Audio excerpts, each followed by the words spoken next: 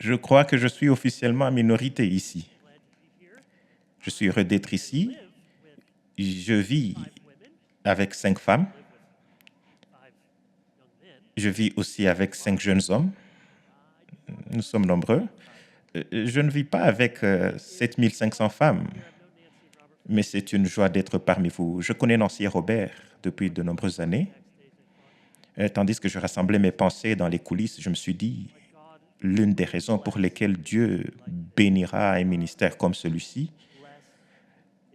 c'est qu'il aime bénir son peuple lorsqu'il croit en la parole de Dieu et en la prière. Vous ne vous écartez pas des fondamentaux. Ces femmes et les hommes qui prient croient au pouvoir de la prière. Nous avons déjà entendu Nancy nous parler avec tant d'éloquence du psaume 119 et de la puissance de la parole de Dieu. J'espère donc que vous la lisez et continuez à la lire. Nous avons entendu parler de cet article 21 livres que vous n'avez pas besoin de lire. Huckleberry Finn, le Seigneur des Anneaux, la Bible. Allez le chercher et vous verrez que c'est probablement la liste des 21 plus grands livres jamais écrits, si ces 3-là y figurent comme à ne pas lire. Ma mission ce soir est redoutable. On m'a demandé de vous parler de toute l'histoire de la Bible. On pourrait l'appeler la plus grande histoire. Je veux examiner un seul passage. Nous y passerons quelques minutes pour nous orienter vers certains personnages, thèmes et idées de ce passage au tout début de la Bible.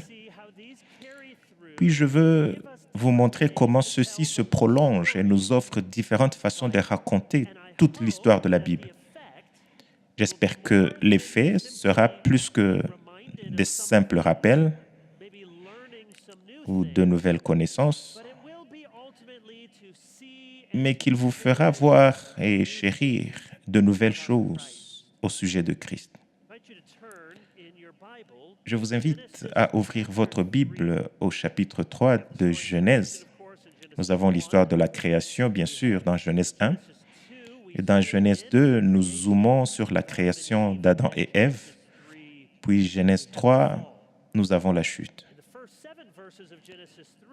Dans les 7 premiers versets de Genèse 3, nous voyons pourquoi Adam et Ève ont péché, cette tentation du serpent. Et le reste du chapitre, sur lequel nous allons nous concentrer, traite de ce qui se passe après qu'Adam et Ève ont péché. La joie est remplacée par tristesse, le confort par la malédiction, le plaisir par la douleur, l'intimité par l'expulsion. Dans Genèse 3, nous avons un tableau trop familier de la façon dont les choses sont, de la façon dont elles n'auraient jamais dû être et de la façon dont elles ne seront pas pour toujours. Ainsi, je veux que vous remarquiez, en commençant la lecture au verset 8, d'abord la réponse d'Adam et Ève lorsqu'ils sont pris en flagrant délit du péché. Regardons ce premier paragraphe. Alors ils entendirent la voix de l'Éternel Dieu qui parcourait le jardin vers le soir, et l'homme et sa femme se cachèrent loin de la face de l'Éternel Dieu au milieu des arbres du jardin. Mais l'Éternel Dieu appela l'homme et lui dit, « Où es-tu » Il répondit, « J'ai entendu la voix dans le jardin et j'ai eu peur, parce que je suis nu et je me suis caché. » Et l'Éternel Dieu dit, « Qui t'a appris que tu es nu? Est-ce que tu as mangé de l'arbre dont je t'avais défendu de manger ?» L'homme répondit, « La femme que tu as mise auprès de moi m'a donné de l'arbre et j'en ai mangé. » Et l'Éternel Dieu dit à la femme, « Pourquoi as-tu fait cela ?» La femme répondit, « Le serpent m'a séduite et j'en ai mangé. » Arrêtons-nous là et remarquons plusieurs choses. La première chose qu'ils voient après leur péché, c'est leur nudité. Ils font l'expérience que nous avons tous connue dans le péché, celle de la honte. Nous lisons qu'ils entendent le Seigneur dans la fraîcheur du jour. Certains commentateurs y voient une menace, mais la fraîcheur ou la brise du jour pourrait être le bruit du Seigneur qui s'approche, ou comme traduit ici, Cela nous donne un sentiment de tranquillité sur le point d'être brisé. Je pense que cette scène n'est pas encore criante du jugement. Bien que le jugement vienne, c'est l'image d'un père qui cherche ses enfants. Ici, avec la brise du soir, le bruit du Seigneur qui marche est une description d'intimité. Parfois, quand nous parvenons à réunir la majorité d'entre nous autour de la table le soir, ma femme et moi avons 9 enfants, pourquoi pas 10, eh bien, nous avons abandonné. Quand nous sommes presque tous là, nos plus jeunes adorent faire les hauts et les bas, les roses et les épines, très simple. Raconte-nous le meilleur et le pire moment de ta journée. Ils devinent généralement le pire de papa à cause de mes grognements sur toutes les chaussures qui traînent. Je suis maniaque, hein? Je veux qu'ils ramassent leurs chaussures. Un jour, cela sera gravé sur ma pierre tombale. S'il vous plaît, ramassez vos chaussures. Mais l'autre jour, j'ai dit, je vais vous dire quelle était ma rose aujourd'hui. C'est souvent le cas. J'ai dit, Susanna, elle vient d'avoir 5 ans. Il y a 2 jours, j'ai dit, quand j'ai pu te tenir la main et t'accompagner dans ta classe de maternelle junior le matin, c'était le meilleur moment de ma journée. Un père qui marche parmi ses enfants. Ainsi, le Seigneur marche parmi Adam et Ève au frais du jour. Sauf que, remarquez, au lieu d'être réconfortés, leurs mains dans la sienne, au bruit de ses pas, ils ont maintenant peur et se cachent parmi les arbres. Et dans sa conversation avec l'homme et la femme, avez-vous remarqué que le Seigneur ne pose que des questions? On dirait un procureur au tribunal. Il pose 4 questions. Où es-tu? Qui t'a appris que tu étais nu? As-tu mangé de l'arbre dont je t'avais défendu de manger? Et qu'as-tu fait? Bien sûr, le Seigneur ne pose pas ces questions parce qu'il ignore quelque chose. Il sait tout, comme un père qui voit son adolescent rentrer en titubant après le couvre-feu, qui sent l'alcool sur son haleine et dit « Où étais-tu » Eh bien, il sait où il était. Il pose la question pour entendre si l'enfant reconnaîtra où il était. Adam comprend la question comme étant rhétorique. Il n'explique pas réellement où il est. Le Seigneur s'adresse d'abord à l'homme. Même si Ève a péché la première, il tient l'homme responsable, pas au détriment de la femme. Il lui posera aussi une question, mais plus que la femme, c'est ce que Paul explique dans Romains 5, parce que l'homme était destiné à être la femme aimante de ce mariage. Même si Ève, la femme, pêche la première, il tient l'homme responsable. Paul dit dans Romains 5 que le péché est entré dans le monde par qui? Un seul homme. Pourquoi pas par Ève? Parce que Adam fut donné comme chef de l'alliance sur toute la race humaine. On peut raconter l'histoire de la Bible comme de Adam. Nous sommes tous morts dans ce premier Adam. Nous pouvons être ressuscités à la vie de Jésus-Christ, le second Adam. Ainsi, bien que la femme ait été séduite, l'homme a péché plus volontairement. L'homme devait être le protecteur, le conducteur de son épouse. En fait, il s'adresse au personnage de ce drame dans l'ordre inverse de celui dans lequel ils ont péché. Qui a péché le premier? En réalité, c'était Satan, le serpent. Nous n'entendons pas parler de sa chute angélique ici, mais nous en avons des indices ailleurs dans les Écritures. Satan a péché le premier, puis Ève, puis l'homme. Remarquez qu'il les interpelle dans l'ordre inverse. D'abord l'homme, puis la femme, puis il s'adressera à Satan. Nous voyons 2 réponses d'Adam et Ève. Ce sont les 2 réponses les plus anciennes au péché et probablement les plus courantes. D'abord, la honte. J'ai été exposé, j'ai été découvert, je suis sale, j'ai honte, je suis impur, tout le monde le voit. Regardez-moi, il faut que je me cache. Ensuite, le blâme. L'homme blâme la femme. Tu me l'as donné. La femme blâme Dieu. Ensemble, ils blâment le serpent. Il était le bon don de Dieu pour lui et maintenant il ose dire que c'était une erreur. Et la femme blâme le serpent. Elle a un peu plus de droit à être vue comme victime, mais elle doit quand même assumer son propre péché. Cela ne nous arrive-t-il pas souvent quand nous sommes confrontés soit par quelqu'un qui nous dit la vérité, soit en lisant la parole de Dieu, soit dans un sermon? Nous nous décrivons comme des acteurs passifs quand nous péchons et comme des grands héros quand nous faisons ce qui est juste. J'ai perdu mon sang-froid. Eh bien, où est-il passé? Je me suis énervé. Il a appuyé sur mes boutons. Ce sont quand même vos boutons. Ils blâment. Soudain, ils sont passifs dans la vie. Il est vrai que le serpent était aussi coupable. La femme fut, d'une certaine manière, victime de son mensonge malveillant. Et en même temps, elle était aussi pécheresse. Voici deux vérités puissantes que vous ne devez jamais oublier. Les pécheurs dans votre vie, les gens qui vous dérangent vraiment, ne regardez pas autour de vous. Ces gens, celui qui vous dérange le plus est aussi un souffrant.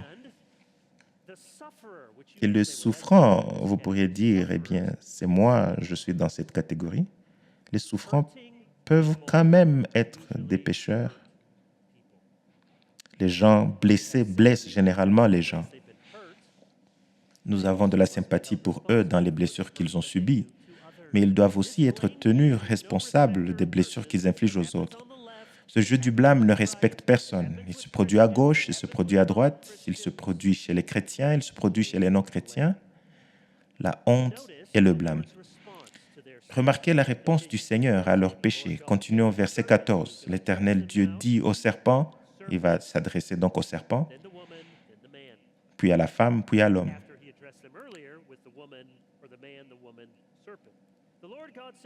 L'Éternel Dieu dit au serpent, puisque tu as fait cela, tu seras maudit entre tout le bétail et entre tous les animaux des champs, et tu marcheras sur ton ventre et tu mangeras de la poussière tous les jours de ta vie. Je mettrai une inimitié entre toi et la femme, entre ta postérité et sa postérité. Celle-ci t'écrasera la tête et tu lui blesseras le talon. Il dit à la femme, j'augmenterai la souffrance de tes grossesses, tu enfanteras avec douleur et tes désirs se porteront vers ton mari, mais il dominera sur toi.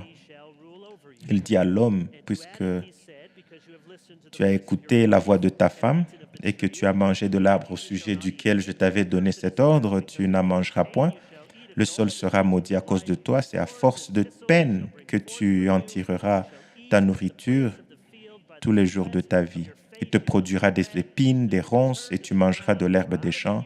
C'est à la sueur de ton visage que tu mangeras du pain, jusqu'à ce que tu retournes dans la terre, d'où tu as été pris, car tu es poussière, et tu retourneras dans la poussière. Premier discours au serpent. Remarquez, aucun dialogue avec le serpent. Dieu n'a pas besoin que vous dialoguiez avec le diable. Vous lui citez la Bible, vous n'avez pas besoin de dialoguer avec lui. C'était l'erreur de la femme. Il dit maintenant, tu marcheras sur ton ventre. Regardez Genèse 3, verset 1. Or, le serpent était le plus rusé. Il y a un jeu de mots en hébreu, c'est le mot Arum. Maintenant, il est maudit, c'est le mot Arour. Tu es Arum, maintenant tu es Arour. Trois aspects de cette malédiction: ramper sur le ventre, manger la poussière et écrasé par la postérité de la femme. Toutes ces images montrent le diable rabaissé au sol. Et une des leçons ici, le péché vous rabaisse. Le diable promet de vous élever et le péché vous rabaisse toujours. Chaque fois que vous voyez un serpent dans l'herbe ou traversant la route un jour d'été chaud, c'est un rappel de la malédiction. Quand nous avons déménagé en Caroline du Nord il y a 8 ans, on nous a dit la Caroline du Nord a la plus grande population de serpents venimeux du pays. Eh bien, ma femme déteste les serpents, mais qui aime vraiment les serpents? Et quand nous y sommes allés, elle imaginait un peu la scène des Raiders of the Lost Ark. Il imaginait la Caroline du Nord comme ça, juste des serpents qui rampent partout. Ce n'est pas tout à fait ça, mais nous en avons vu un certain nombre, généralement un ou deux par an.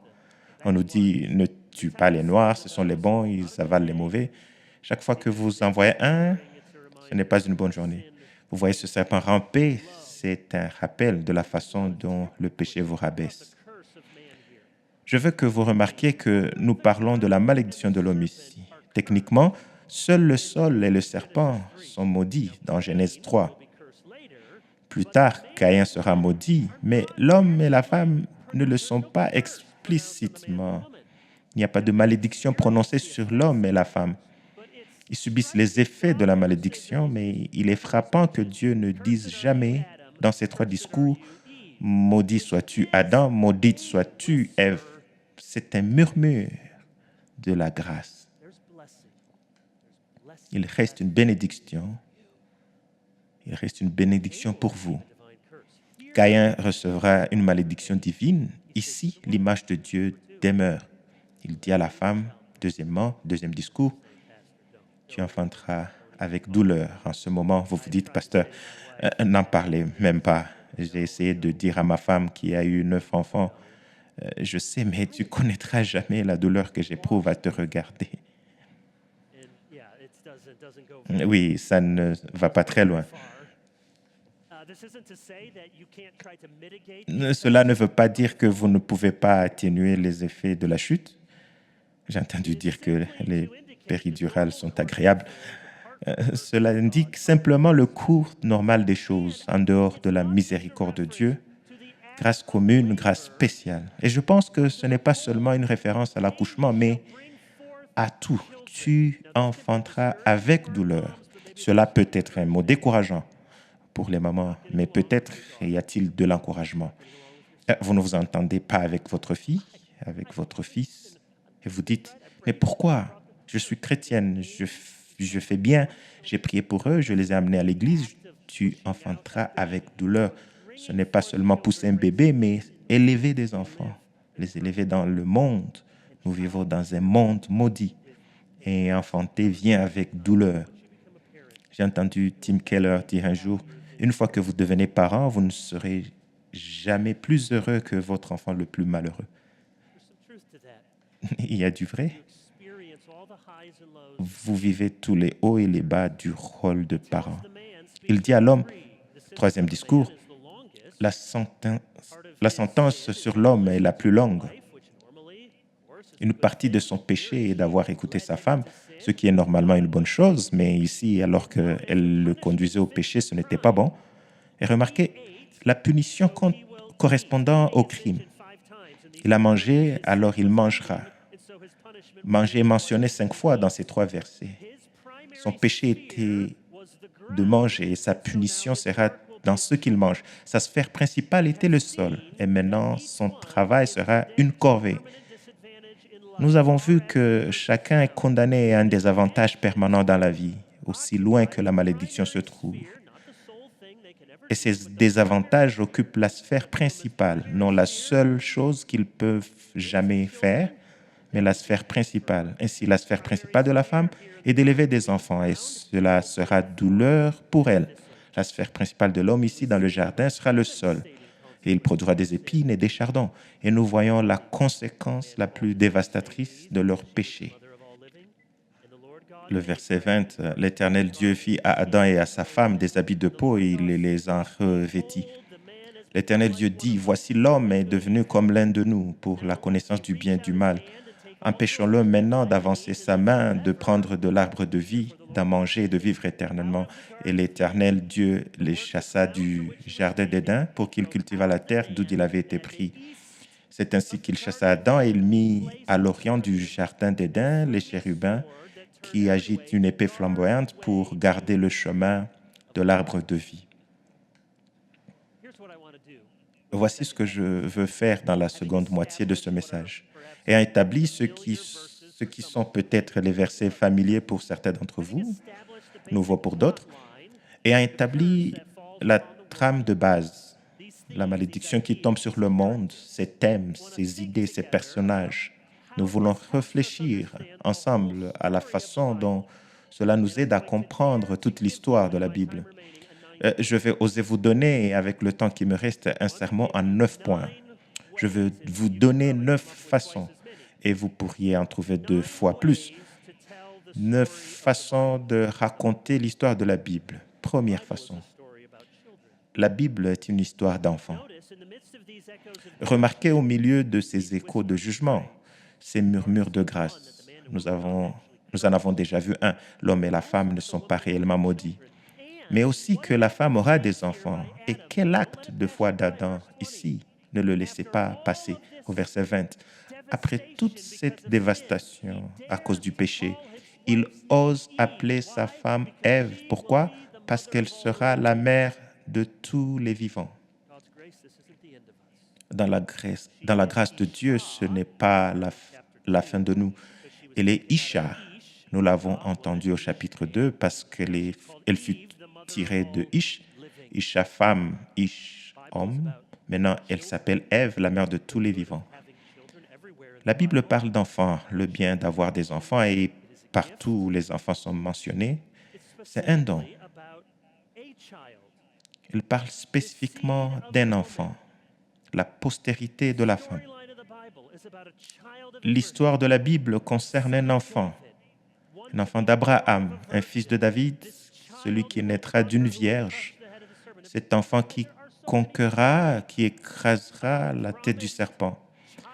Vous êtes-vous demandé pourquoi il y a tant d'histoires d'un enfant promis? Harry Potter, l'héritage de Star Wars, des mythes. Tout ce non-sens, il y a cet enfant, il y a un promis à venir.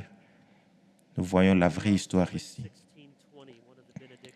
Et j'aime Romains 16, 20, c'est l'une des bénédictions que je donne à la fin de nos cultes. Le Dieu de paix écrasera bientôt Satan sous vos pieds. Il nous a fait plus que vainqueurs par celui qui nous a aimés, parce que Christ est cet enfant qui vient écraser la tête du serpent. Et comme nous sommes plus que vainqueurs avec lui, nous écrasons aussi la tête du serpent. Le verbe principal, je sais que nous aimons les verbes ici, dans Éphésiens 6, c'est la guerre spirituelle, le combat spirituel. Il ne dit pas « allez combattre le diable », il ne dit pas « vous devez prendre d'assaut la tanière du diable ». Il dit « tenez ferme ». Pourquoi tenir ferme? Parce qu'il est déjà vaincu. Il est déjà vaincu. Jean 16, Jésus le promet.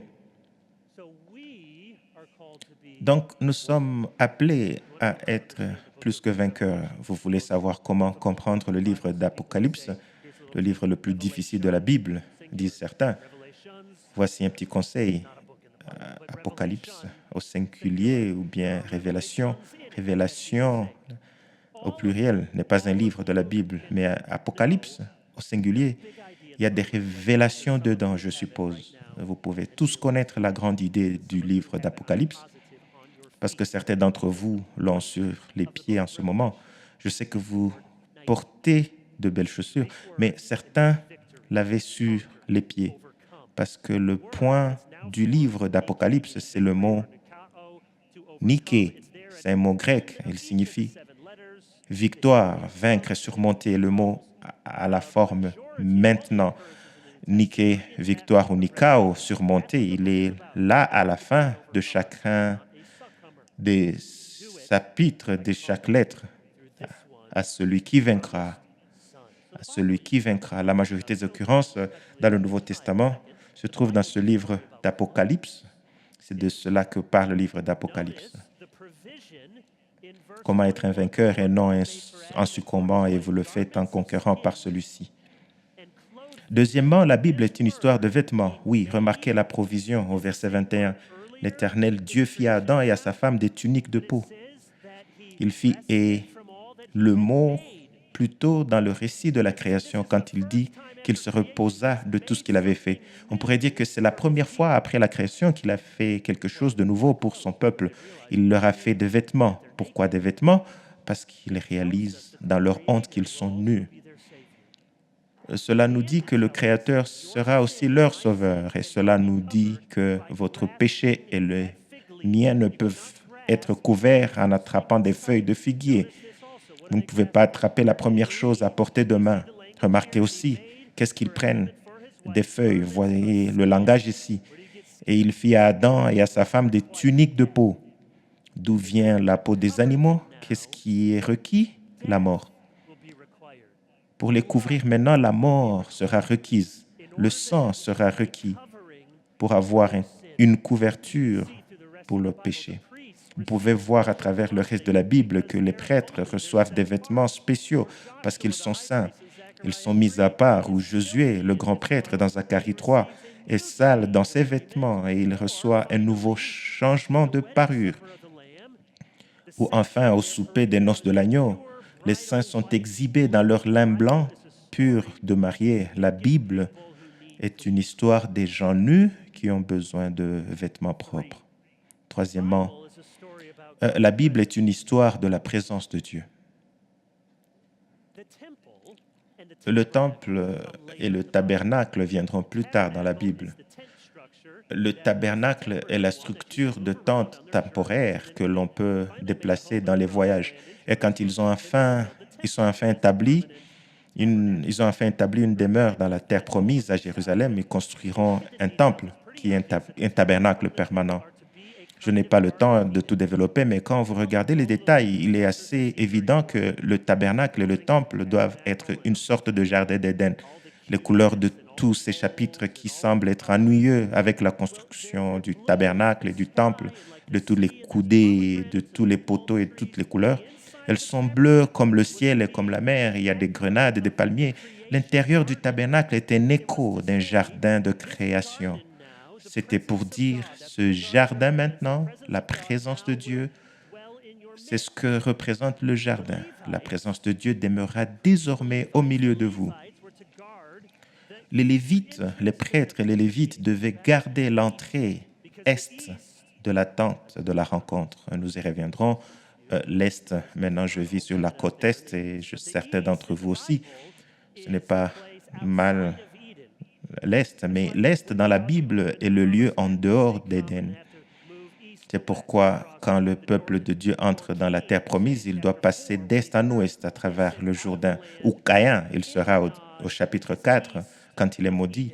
Il est chassé de la terre à Nod, qui est à l'Est d'Éden. Lot, quand Abraham et Lot regardent la terre, ils ont trop de possessions. Ils ne peuvent pas vivre au même endroit. Nous sommes censés entendre un danger dans le choix de Lot quand il dit « Je prendrai la terre à l'est ». Ici, ainsi, les Lévites gardent le Saint des Saints. Ils gardent la présence de Dieu.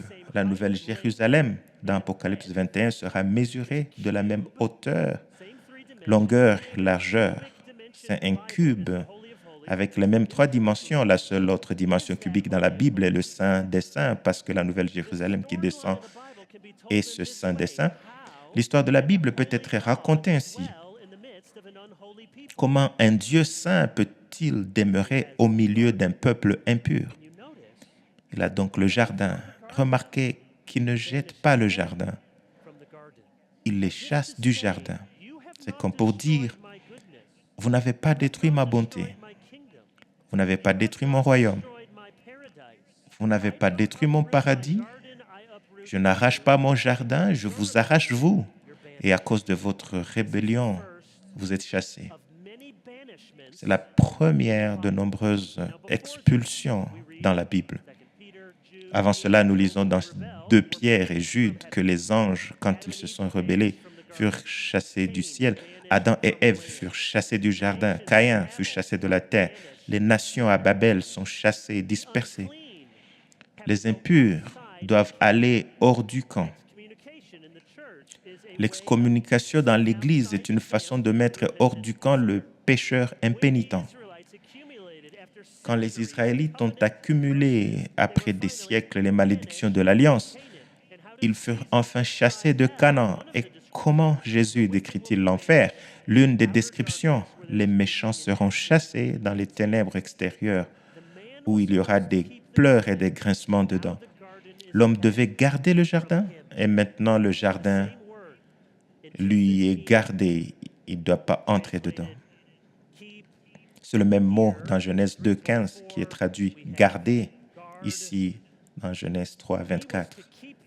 Nous avons gardé. Il devait garder le jardin et maintenant le jardin est gardé. C'est donc une histoire de la présence de Dieu.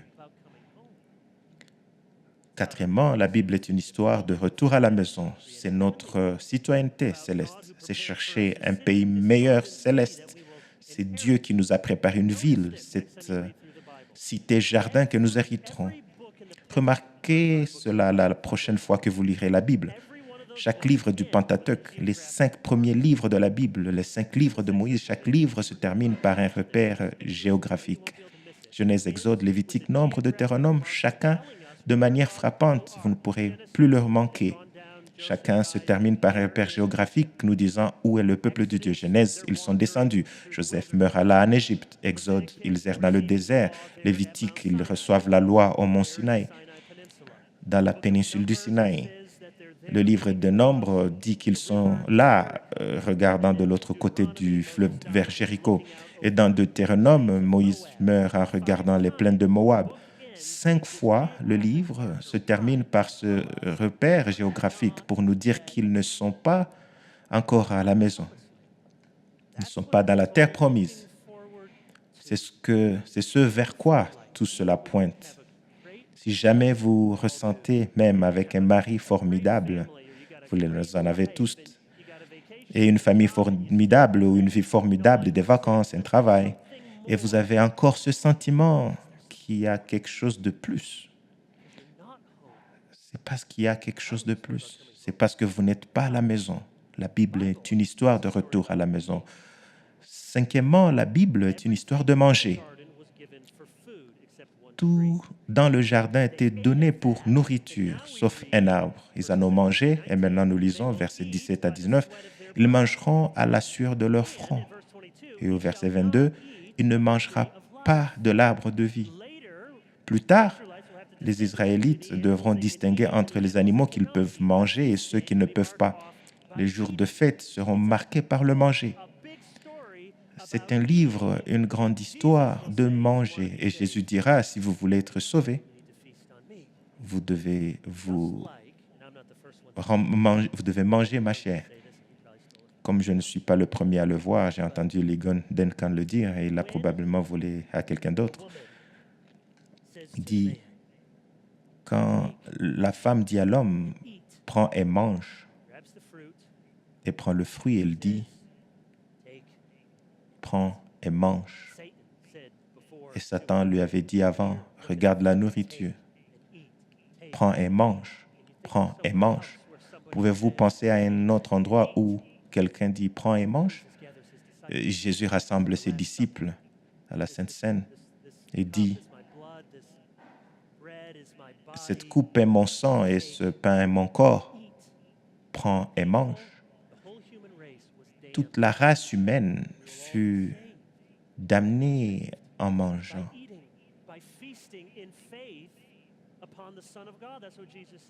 Et puis nous sommes sauvés en mangeant et nous repassons par la foi du Fils de Dieu.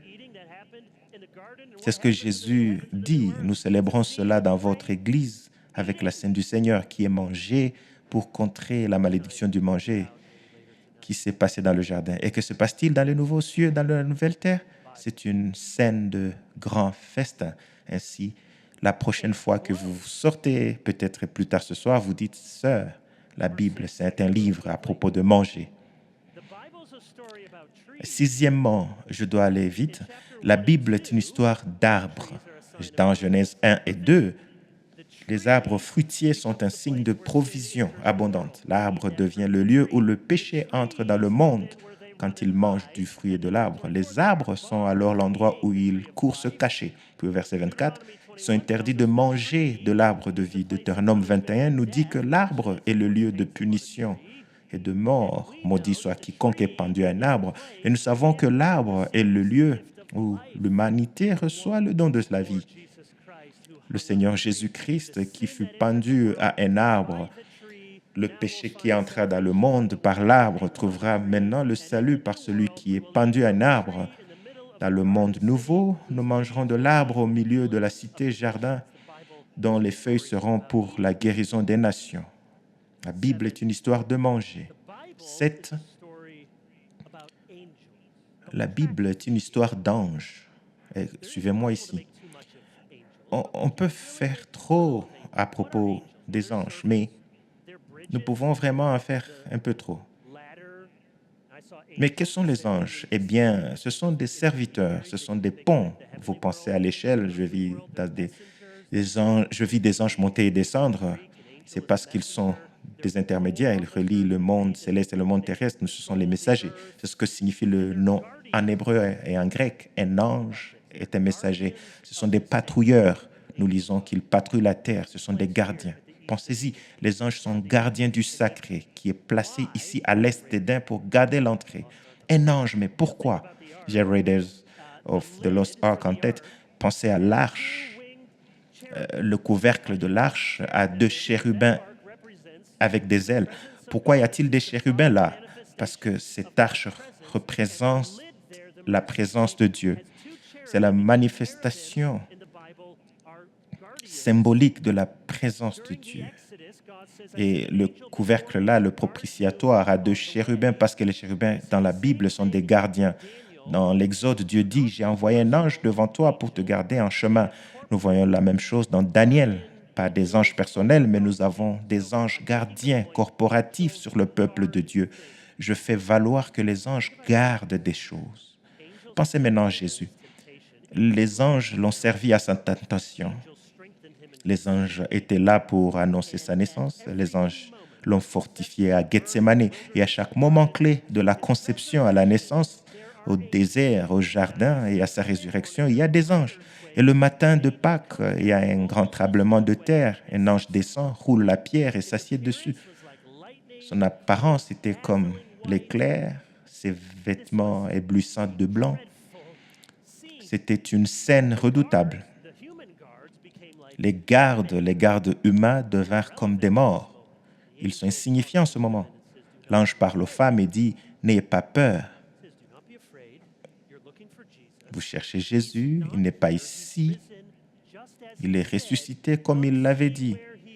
Venez voir où il était. » Remarquez que la pierre n'a pas été roulée pour que Jésus sorte. Cela était déjà arrivé. La pierre a été roulée pour que les femmes entrent. L'ange pousse le rocher de côté comme preuve pour le témoignage, pas pour aider Jésus à se lever. Vous vous souvenez de cette scène étrange où il est dit que les linges funéraires étaient pliés? Quand la Bible nous donne des détails comme ça, arrêtez-vous et pensez, pourquoi ce détail?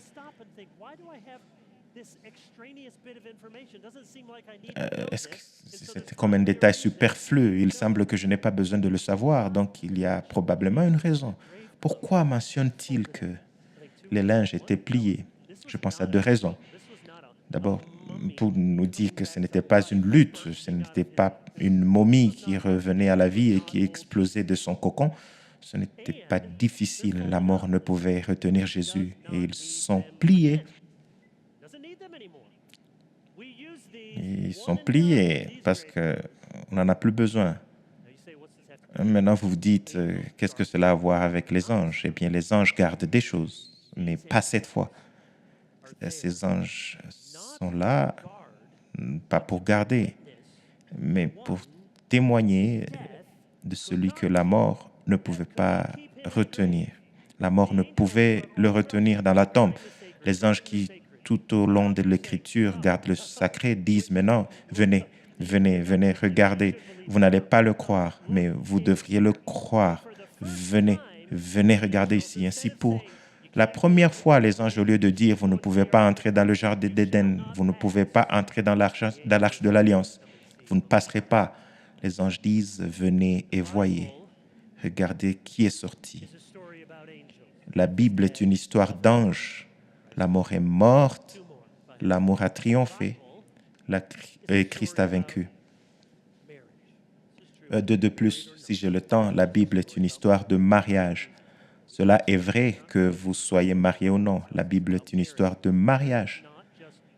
Et voici l'une des raisons pour lesquelles nous ne pouvons absolument transiger sur ce que la Bible nous dit du mariage, parce que le mariage n'est pas juste un ou deux petits endroits dans la Bible. Le mariage est une façon de raconter toute l'histoire de la Bible. L'Apocalypse donne une série de contrastes, deux villes, Babylone et la nouvelle Jérusalem, deux maîtres, une bête et un agneau, deux femmes. L'Apocalypse est un livre sur deux femmes, la prostituée de Babylone et l'épouse pure, sans tache. Babylone est la prostituée. On dit, eh bien, c'est offensant, eh bien, c'est l'anti-église. Antichrist, c'est la femme que vous n'êtes pas censé être. L'épouse pure, sans tache, est la femme que collectivement nous sommes tous censés être. Nous savons que la Bible se termine par un mariage, mais il y en a plus. Pensez à la nature complémentaire sur la création elle-même. Au commencement, Dieu créa quoi? Les cieux et la terre, comme un couple marital. Et non seulement cela, dans ce couplage cosmique, nous trouvons d'autres soi-disant couples, Genèse 1, et tout sur le couple. Le soleil et la lune, le matin et le soir, le jour et la nuit, la mer et la terre ferme, les plantes et les animaux. Remarquez, ce sont des couples partout. Nous avons Adam, il n'est pas bon que Adam soit seul. Il a besoin d'un couple. Ce n'est pas principalement pour l'épanouissement personnel et la compagnie relationnelle, mais la femme et l'homme ensemble devaient être, ils étaient ajustés l'un à l'autre pour accomplir le mandat de la création. Seul un homme avec une femme pouvait accomplir ce mandat de création, soyez féconds et multipliés. Ce mariage est donc un symbole que dans chacun de ces couplages, l'un appartient à l'autre. La nuit va avec le jour, la mer et la terre ferme, l'homme et la femme. Le mariage est un symbole de ce dessein divin, deux entités différenciées. Vous ne pouvez pas avoir même et même. Vous ne pouvez pas avoir de semblables. Vous pouvez avoir honte et honte. Écoutez-moi, je veux m'assurer que vous avez compris. Deux entités différenciées, ajustées l'une à l'autre de manière unique. C'est pourquoi cela fait parfaitement sens. Apocalypse 19, le souper des noces de l'agneau. Apocalypse 20, les méchants perdent. Abîme et Satan, le lac de feu. Apocalypse 21, et je vis descendre du ciel d'auprès de Dieu la ville sainte, la nouvelle Jérusalem, préparée comme une épouse qui s'est parée pour son époux. C'est le mariage. Les cieux et la terre est le premier couple fait dans la Bible, Genèse 1:1.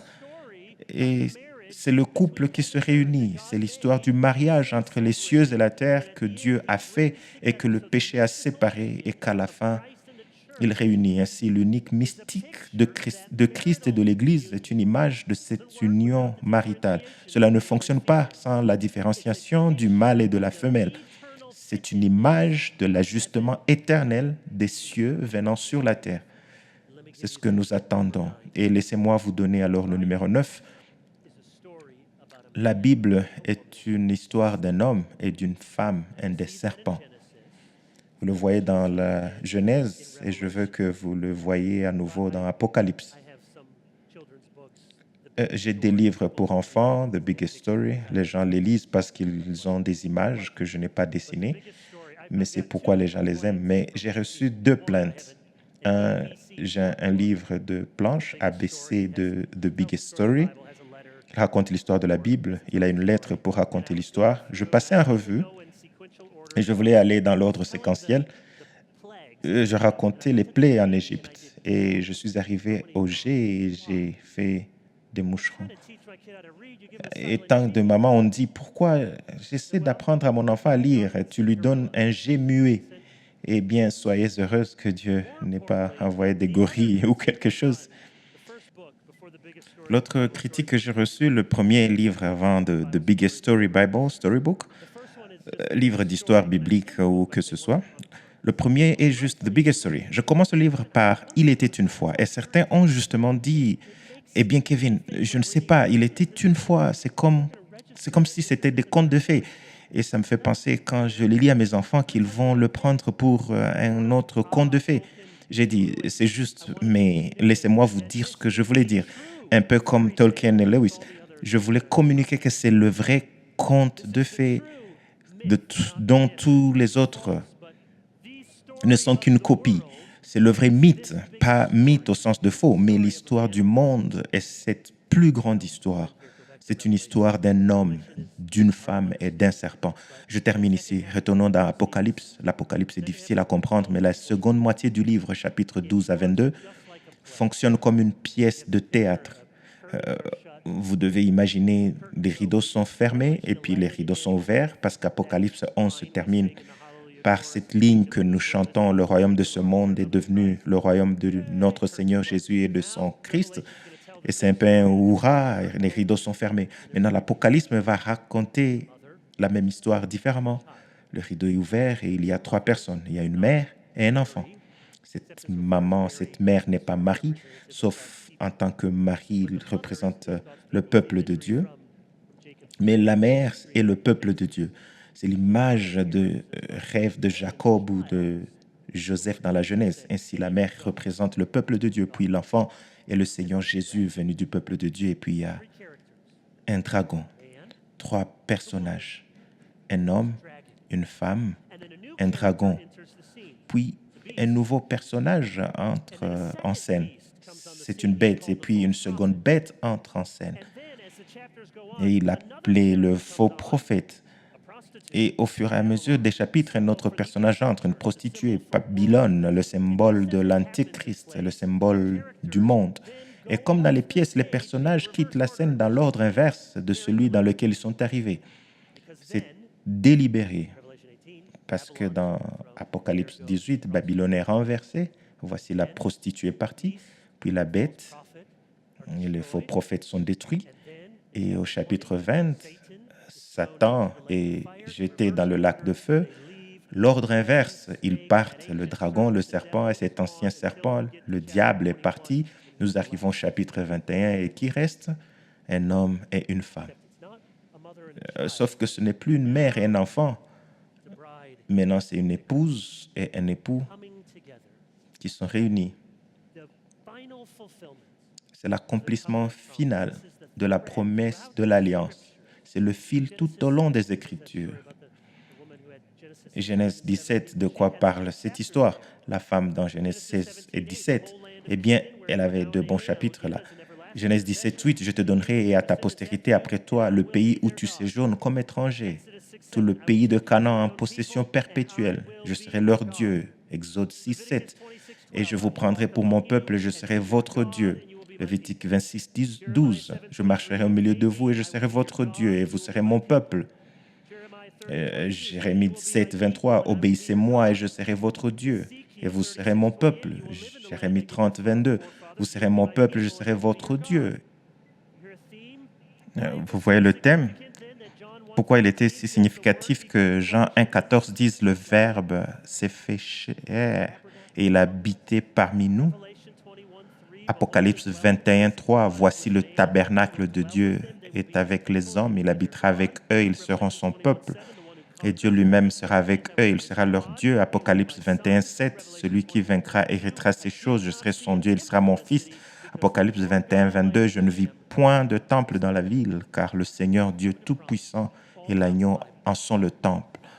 La promesse de l'alliance tout au long de la Bible est que vous n'avez pas à être séparé de Dieu, vous n'avez pas à être étranger à Dieu. Vous pouvez être pardonné par Dieu, vous pouvez être proche de Dieu, vous pouvez être aimé par Dieu. Il promet qu'il sera votre Dieu et vous serez son peuple. C'est pourquoi Matthieu 1 est si succulent. Emmanuel, ce qui signifie Dieu avec nous. C'est la promesse. C'est une histoire d'un homme, d'une femme et d'un serpent qui ont tout ruiné et qui ont continué à tout ruiner jusqu'à ce que Dieu envoie son Fils pour rendre meilleures toutes les choses ruinées et nous sauver. L'Apocalypse utilise l'analogie des 2 relations les plus intimes, un parent et un enfant, et un mari et une épouse, pour pointer vers la relation la plus intime de toutes. Dieu est son peuple et il essuiera toute larme de leurs yeux. Avez-vous déjà pensé à cette promesse? À quel point faut-il être proche de quelqu'un pour essuyer une larme de leurs yeux? Vous ne pouvez pas le faire par courriel. Vous ne pouvez pas le faire par texto. Il faut être face à face, tout près. C'est à ce point que Dieu est proche de son peuple. C'est l'histoire que nous racontons. Ce qui a mal tourné dans le jardin sera rétabli dans la cité-jardin à venir, et pour tout notre manger et nos festins et nos mariages et nos arbres et serpents et tout. Cela peint un tableau glorieux de ce dont parle ce livre. Vous pouvez en faire partie quand vous mettez votre foi en Jésus. Prions. Père Céleste, merci pour ce livre, pour toutes les choses que tu nous enseignes ici. Oui et Amen. Toutes les promesses en Jésus, au nom de Jésus, nous prions. Amen.